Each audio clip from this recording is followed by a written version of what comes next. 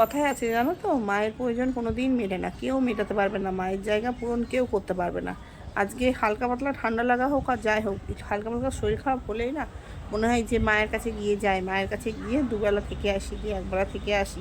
ওখানে গিয়ে থাকলে যদি একবেলা শুয়েও থাকো না, কেউ কিছু বলবে না। একবেলা ভাত তো মেখে মুখের সামনে দেবে যে মা খেয়ে নে তুই, ভালোবেসে তো বলবে যে মা কী হয়েছে, শরীর খারাপ লাগছে, শুয়ে থাক। কিন্তু এটা তো শ্বশুরবাড়িতে খুব বড্ড অভাব এই জায়গাটা না। ওর জন্য বলে যে মেয়েরা হয়তো স্বার্থপর হয়, দরকার পড়লেই মায়ের, যখনই অসময় মেয়ের শরীর খারাপ হয়, দরকার পড়ে, তখন নিজের মাকেই ডাকে, তখনই স্বার্থপরের মতন ও মা তুমি আসো, ও মা তোমার কাছে যাব।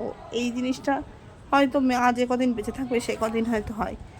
কথায় আছে মা মা মা বাপের বাড়ি ঠিক আছে, নাম বাপের বাড়ি, কিন্তু মা যতদিন থাকে না সেটাই বাপের বাড়ি থাকে, তারপরে বাপের বাড়ির সুখ থাকে না।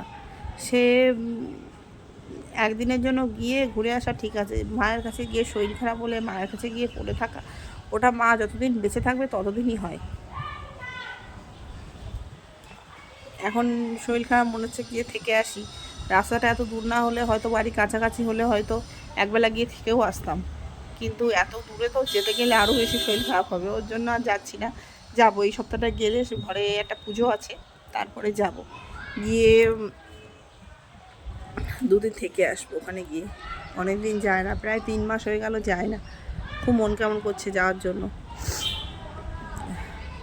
বিশেষ করে শরীর খারাপ তো, ওর জন্য বেশি মন খারাপ করছে যে আমি উঠে কাজ করতে পারছি না, শুয়ে শুয়ে আছি।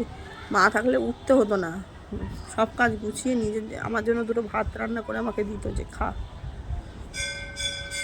মানুষ অসুস্থ হলে মানে নিজের সবথেকে নিজের কাছের মানুষের কথাই মনে পড়ে, তেমন মেয়েরা অসুস্থ হলে না মা যতদিন বেঁচে থাকে মায়ের কথাটাই মনে পড়ে।